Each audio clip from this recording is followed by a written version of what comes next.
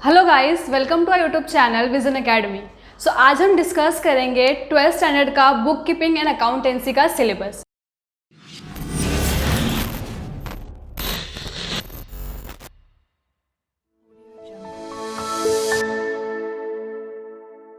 सो आइए फिर हम देखते हैं कि एग्जैक्टली ये बुक कीपिंग एंड अकाउंटेंसी का मतलब क्या होता है। So if you can see which means maintaining the books of account in a proper and systematic way.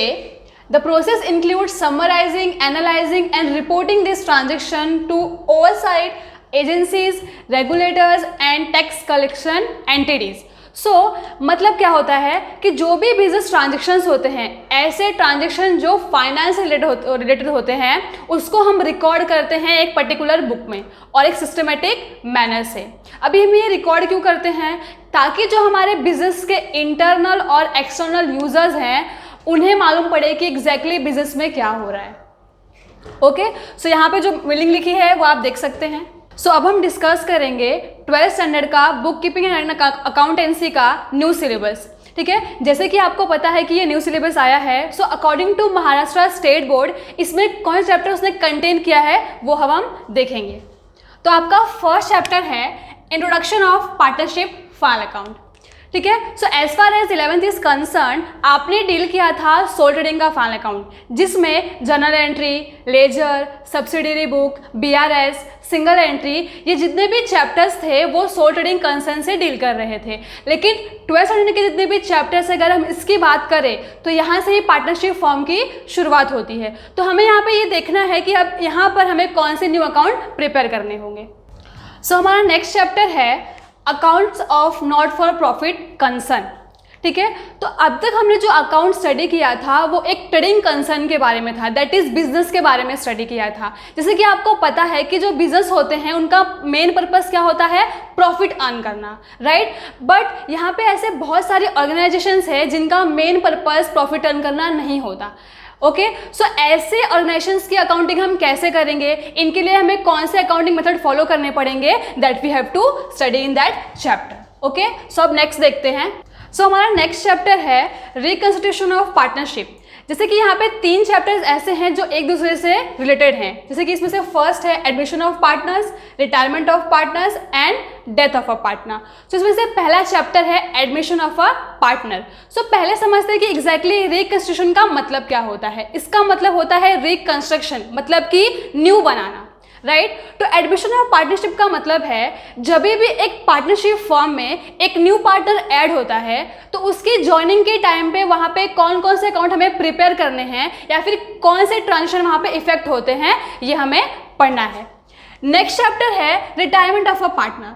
ठीक है, तो एक पार्टनरशिप फॉर्म में से जब एक पार्टनर रिटायर्ड होता है बिकॉज ऑफ टाइम ड्यूरेशन या फिर एज फैक्टर की वजह से, तो उस टाइम पर उस पार्टनर का अकाउंट कैसे इफेक्ट होगा या फिर हम उसमें कौन सी अदर एंट्रीज ऐड करेंगे वो हमें देखना है। नेक्स्ट चैप्टर है डेथ ऑफ अ पार्टनर। जब भी एक पार्टनरशिप फॉर्म में से किसी एक पार्टनर की डेथ हो जाती है तो उस पार्टनर के अकाउंट में कौन सी एंट्री हम ऐड करेंगे या फिर उसका अकाउंट हम कैसे मेंटेन करेंगे, कैसे क्लोज करेंगे, ये हम देखें। अब नेक्स्ट चैप्टर है हमारा dissolution of a partnership form. तो डिसोल्यूशन का मतलब क्या होता है? डिसोल्यूशन का मतलब होता है closure of a partnership firm, कि जब एक पार्टनरशिप फर्म डिसॉल्व होती है, मतलब खत्म होती है, उस टाइम पर हम उसका अकाउंट कैसे मेंटेन करते हैं वो हमें इस चैप्टर में देखना है। नेक्स्ट चैप्टर है हमारा बिल्स ऑफ एक्सचेंज। जैसे कि आपने ऑलरेडी 11th स्टैंडर्ड में पढ़ा था चेक के बारे में, राइट। ये जो चेक है it is also a type of bills of exchange.